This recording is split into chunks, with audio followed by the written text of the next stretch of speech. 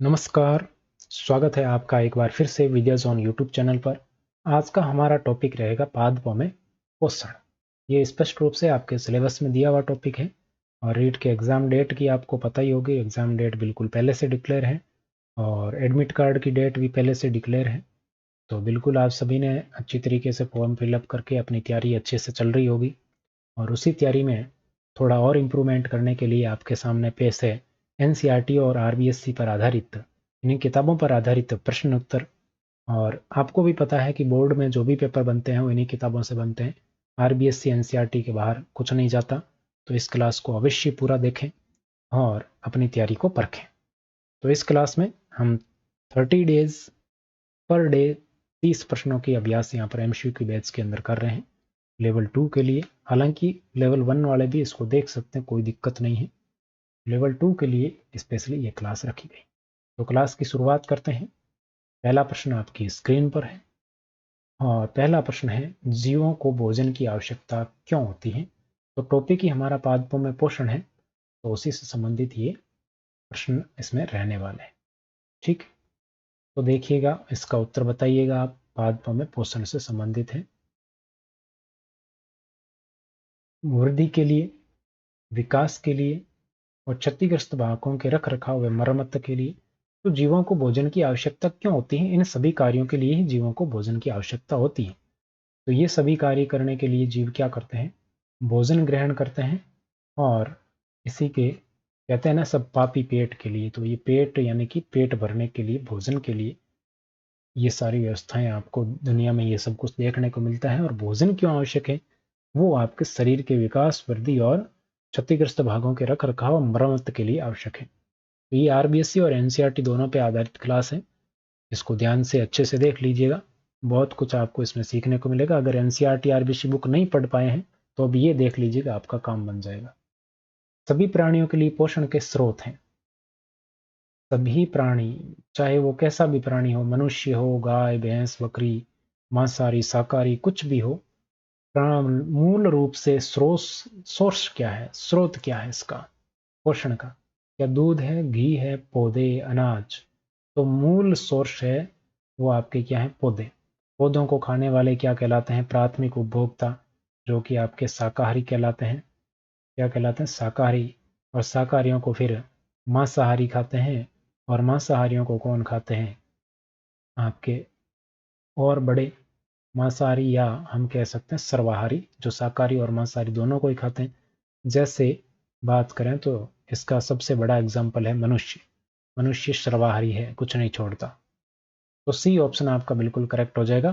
पोषण का मूल रूप से सोर्स क्या है, पौधे।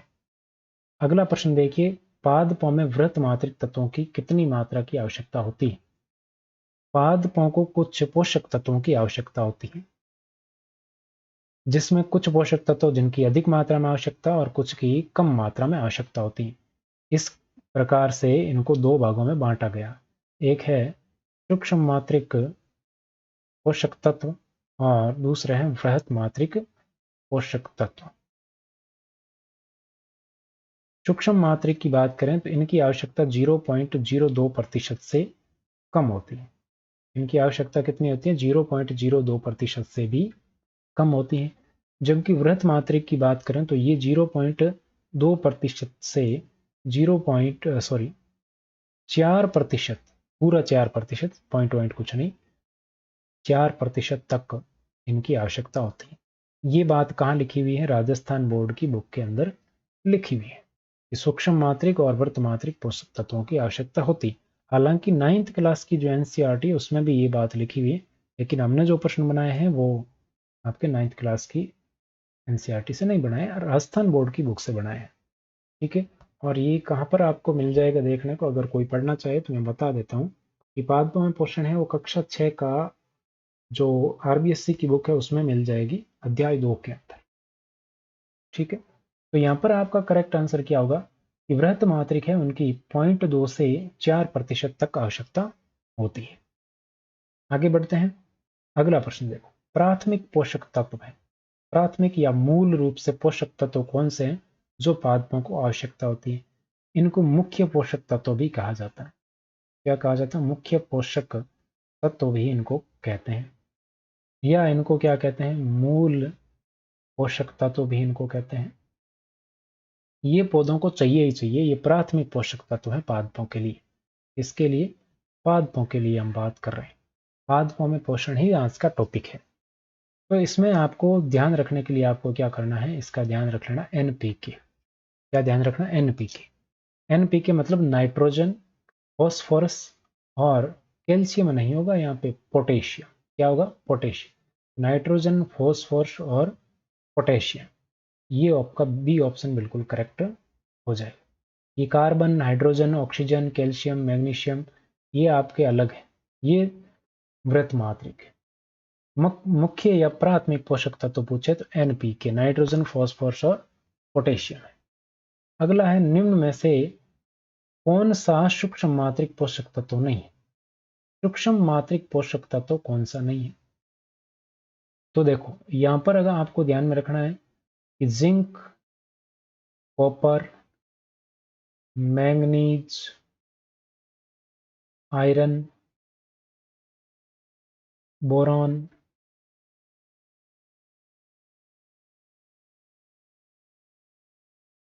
मोलिब्डेनम, क्लोरीन, निकल, ये सारे के सारे हैं, ये आपके सूक्ष्म मात्रिक हैं। Zinc, copper, manganese, iron, boron, molybdenum, chlorine और निकल, ये सूक्ष्म मात्रिक पोषक तत्व हैं। और इसके अलावा यहाँ जो भी दे रखा है, जैसे कैल्शियम, मैग्नीशियम और सल्फर दे रखा है, तो ये वृत्त मात्रिक है। कैल्शियम, मैग्नीशियम, सल्फर, ये वृत्त मात्रिक पोषक तत्व हैं, आपको ध्यान में रखना। बाकी सारे कौन से हैं, सूक्ष्म मात्रिक है। तो यही पूछा था, सूक्ष्म मात्रिक नहीं है तो वृत्त मात्रिक होगा। आगे बढ़ते हैं, अगला प्रश्न देखो, रंध्रों पर कौन सी कोशिकाएं पाई जाती हैं। देखो, रंध्रों का नियमन, रंध्रों के खुलने व बंद होने का नियमन या नियंत्रण कौन करता है, अगर आपसे पूछ ले तो ये काम करती हैं द्वार कोशिकाएं। कौन सी कोशिकाएं, द्वार कोशिकाएं करती हैं। जब द्वार कोशिकाएं फूल जाती है तो रंध्र खुल जाते हैं, रंध्र खुल जाते हैं। जब ये सिकुड़ जाती है तो रंध्र बंद हो जाते हैं। ये आपको ध्यान में रखना। कोई डाउट हो तो आप कमेंट सेक्शन में बता सकते हैं। तो ये किसके द्वारा, द्वार कोशिकाओं के द्वारा ये कार्य किया जाता है। तो बी ऑप्शन जो है, सेकंड ऑप्शन, बी ऑप्शन, ये बिल्कुल करेक्ट हो जाएगा आपका। ठीक है, आगे बढ़ते हैं। अगला प्रश्न है, पादपों में सूर्य की ऊर्जा को संग्रहित किसके द्वारा किया जाता है। प्रकाश संश्लेषण की प्रक्रिया में सूर्य की ऊर्जा को काम में लिया जाता है, तो सूर्य की ऊर्जा के संग्रहण का काम कौन करता है, क्लोरोफिल, जाइलम, फ्लोएम, रंध्र कौन करता है, तो ये काम करता है क्लोरोफिल। इस क्लोरोफिल को हरित लवक भी कहा जाता है। ठीक है, इसको क्या कहा जाता है, हरित लवक। आगे बढ़ते हैं, अगला प्रश्न, पादपों में भोजन के रूप में बनता है। भोजन के रूप में क्या बनता है पादपों में, पोषण की बात हो रही है तो ये बात होगी। प्रोटीन और ऑक्सीजन बनता है, कार्बोहाइड्रेट और ऑक्सीजन बनता है, वसा और जल बनता है, विटामिन और ऑक्सीजन बनता है, क्या बनता है। तो आपने देखा होगा कि जो है ग्लूकोज प्लस यहाँ पर ऑक्सीजन बनता है, जल से ऑक्सीजन बनता है, ये आपको पता होगा। और क्या बनता है, ग्लूकोज बनता है। तो ग्लूकोज और ऑक्सीजन का निर्माण यहाँ पर होता है। तो ग्लूकोज क्या है, ग्लूकोज आपके कार्बोहाइड्रेट है। क्या है ग्लूकोज, कार्बोहाइड्रेट। तो किसका निर्माण हुआ, कार्बोहाइड्रेट और ऑक्सीजन का, बी ऑप्शन बिल्कुल करेक्ट होगा। आगे बढ़ते हैं, अगला प्रश्न देखो, परीक्षण के दौरान स्टार्च युक्त पत्ती का रंग कैसा होता है। यानी कि एक परीक्षण किया जाता है जिसकी चर्चा हमने पिछली क्लास में की थी। तो ये परीक्षण है, इस परीक्षण के दौरान पत्ती का रंग कैसा हो जाता है, जिस पत्ती के अंदर स्टार्च पाया जाता है, स्टार्च या मंड पाया जाता है, तो उस पत्ती का रंग कैसा हो जाता है। तो उस पत्ती का रंग हरा, पीला, गहरा नीला, लाल कैसा हो जाता है, तो गहरा नीला हो जाता है। पत्ती का रंग कैसा हो जाता है, गहरा नीला हो जाता है। ये आपको ध्यान में रखना अगर उसके अंदर स्टार्च है। स्टार्च का निर्माण प्रकाश के उपस्थिति में ही होता है, सूर्य की प्रकाश की उपस्थिति में। ठीक, ये आपको ध्यान रखना है। आगे बढ़ते हैं, अगला प्रश्न देखिएगा। अगला प्रश्न है, निम्न में से असत्य कथन कौन सा है? कौन सा कथन है? असत्य। असत्य कथन की अगर बात करें, देखो, प्रकाश संश्लेषण की क्रिया केवल दिन में ही होती है। तो प्रकाश संश्लेषण तो केवल दिन में ही होता है, क्योंकि सूर्य का प्रकाश रात में नहीं मिल सकता है।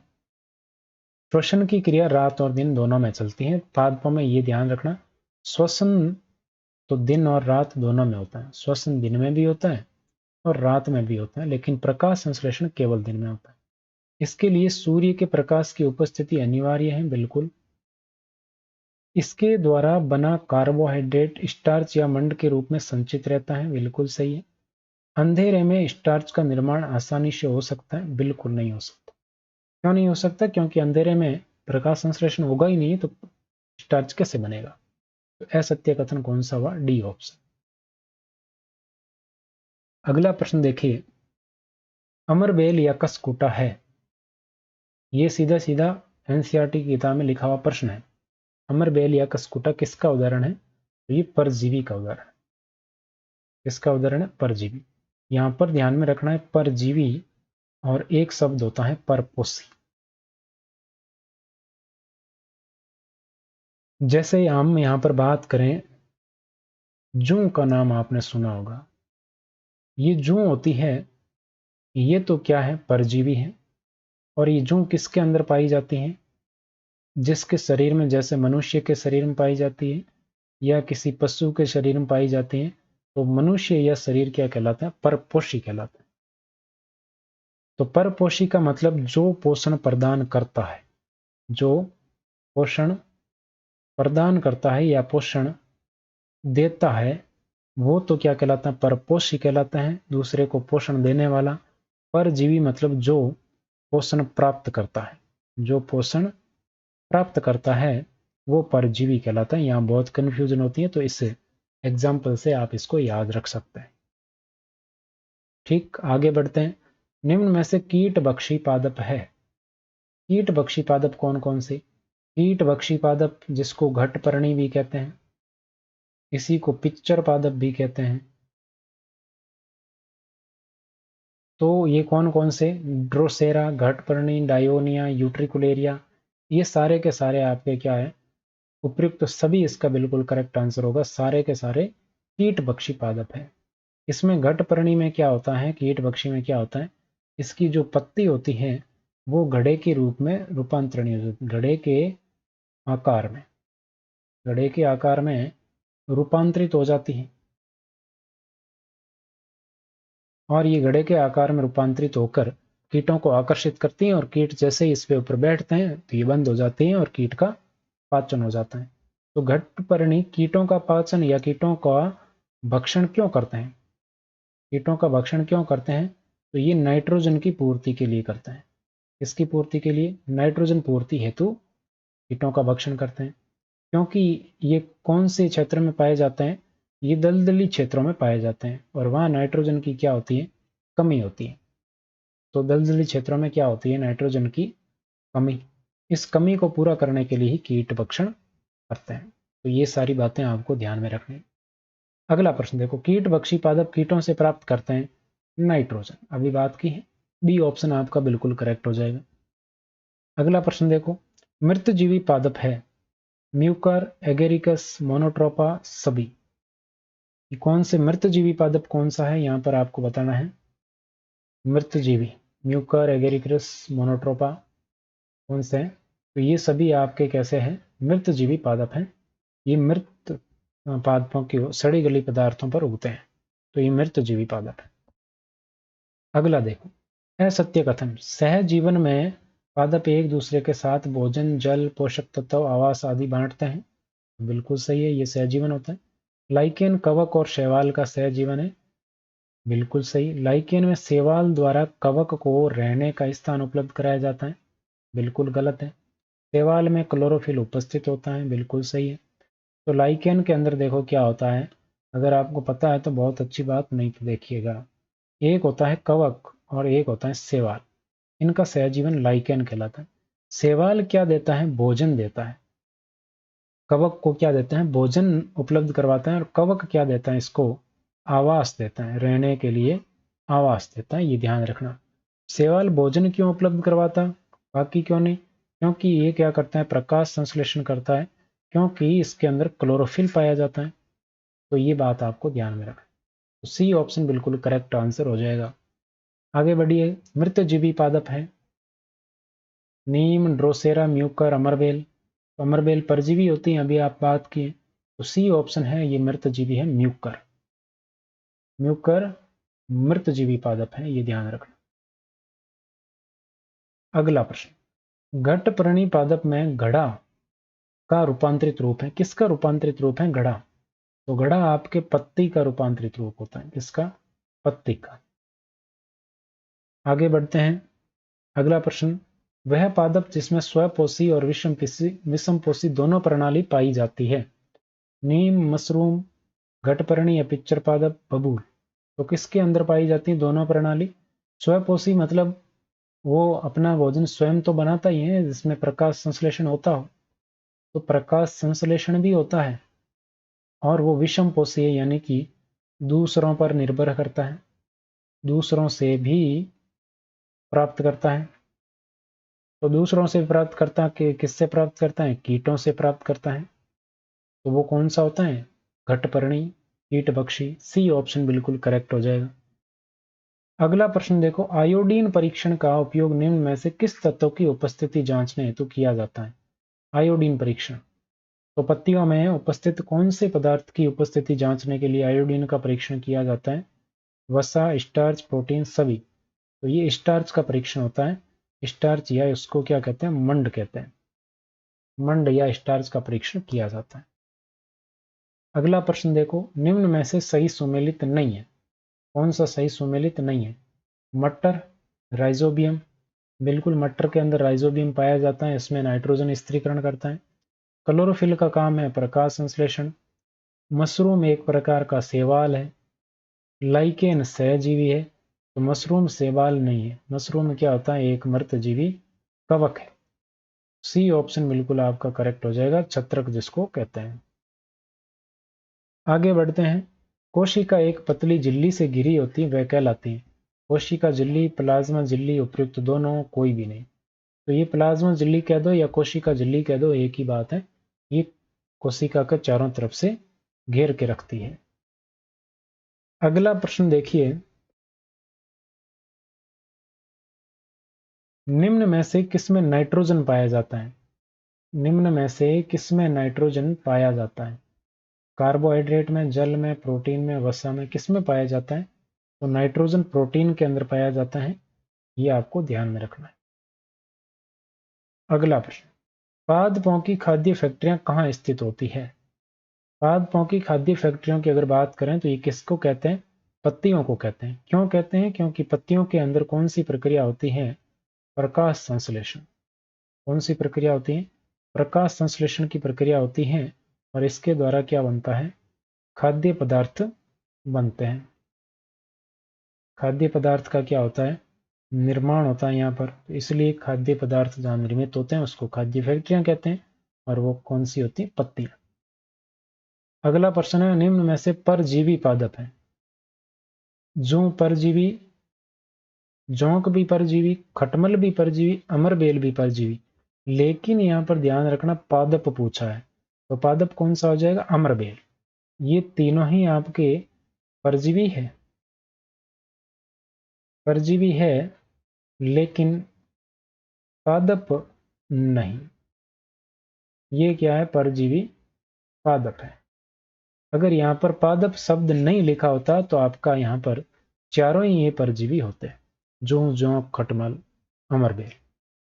अगला प्रश्न है, जल व खनिज मृदा से पत्तियों तक पहुंचाए जाते हैं। जल और खनिज है, उनको मिट्टी से पत्तियों तक कौन पहुंचाता है? जड़ पहुंचाती है, फ्लोएम पहुंचाता है, चालनी नलिकाएं पहुंचाती हैं, वाहिकाएं पहुंचाती, कौन पहुंचाता है? तो ये पहुंचाया जाता है वाहिकाओं के द्वारा। किसके द्वारा? वाहिकाओं के द्वारा पहुंचाया जाता है। चालनी नलिकाएं फ्लोएम के अंदर पाई जाती हैं, ध्यान रखना। जड़ें क्या करती हैं? इनका अवशोषण करती है, लेकिन पत्तियों तक जड़ें नहीं पहुंचाती। आगे बढ़ते हैं। अगला प्रश्न है, मरुस्थलीय पादपों में प्रकाश संश्लेषण होता है तने के द्वारा, जड़ के द्वारा, पत्ती के द्वारा, फूलों के द्वारा। मरुस्थलीय पादपों में प्रकाश संश्लेषण किसके द्वारा होता है? बताइए देखें। मरुस्थलीय पादपों में प्रकाश संश्लेषण किसके द्वारा होता है? तो यहां पर प्रकाश संश्लेषण है तने के द्वारा होता है, क्योंकि पत्तियां हैं वो कांटों में रूपांतरित हो जाती है। आगे बढ़ते हैं। अगला प्रश्न है, सामान्यतः पत्ती पर रंध्र पाए जाते हैं। पत्ती पर रंध्र पाए जाते हैं ऊपरी सतह पर, निचली सतह पर, दोनों तरफ। अच्छा, ऊपरी सतह पर अधिक, निचली सतह पर अधिक, दोनों तरफ समान, निचली सतह पर रंध्र नहीं पाए जाते हैं।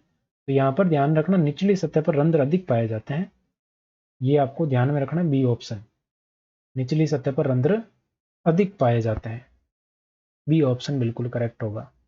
सभी जीवों की सूक्ष्मतम इकाई कौन सी है? तो सभी जीवों की सूक्ष्मतम इकाई कौन सी होती है? तो सूक्ष्मतम इकाई है कोशिका। कौन सी? कोशिका। कोशिका से क्या बनते हैं? ऊतक, ऊतकों से अंग, और अंग से अंग तंत्र मिलकर पूरा शरीर बनता है, ये ध्यान रखना। तो कोशिका सबसे सूक्ष्मतम इकाई। पादप नाइट्रोजन का अवशोषण किस रूप में करते हैं? मिश्रण, विलायक, विलय, विलयन के रूप में? तो विलय के रूप में करते हैं, सी ऑप्शन आपका बिल्कुल करेक्ट आंसर होगा। नाइट्रोजन पादप वायुमंडलीय नाइट्रोजन का सीधा अवशोषण नहीं कर सकते, इसलिए नाइट्रोजन स्थिरीकरण होता है, और स्थिरीकरण के बाद में नाइट्रोजन का अवशोषण पादपों द्वारा किया जाता है। अगला प्रश्न देखो, उपयोगी कवक है यीस्ट, मशरूम, टिलेसिका इंडिका, ज्यूकिनिया ट्रिटिकना, उपयुक्त सभी। तो यहाँ पर देखिए, बात करें तो यीस्ट और मशरूम है, ये दो ही उपयोगी कवक हैं, ये ऑप्शन बिल्कुल करेक्ट होगा। ये रोग कारक कवक है। ये क्या है? रोग कारक है, ये रोग कारक कवक है। यीस्ट और मशरूम ये उपयोगी कवक है। ठीक है, तो ये थी आज की क्लास। बहुत जल्दी आज तो क्लास समाप्त कर ली है। क्लास में कोई डाउट हो तो आज कमेंट करके पूछिएगा, बाकी की बातें करते हैं नेक्स्ट क्लास में। हाँ, क्लास को लाइक कीजिए, शेयर कीजिए, चैनल को सब्सक्राइब कीजिए, इसी प्रकार की क्लासेज आपको मिलती रहेगी। Thank you so much. मिलते हैं नेक्स्ट क्लास में, आज के लिए बस इतना ही। Thank you very much.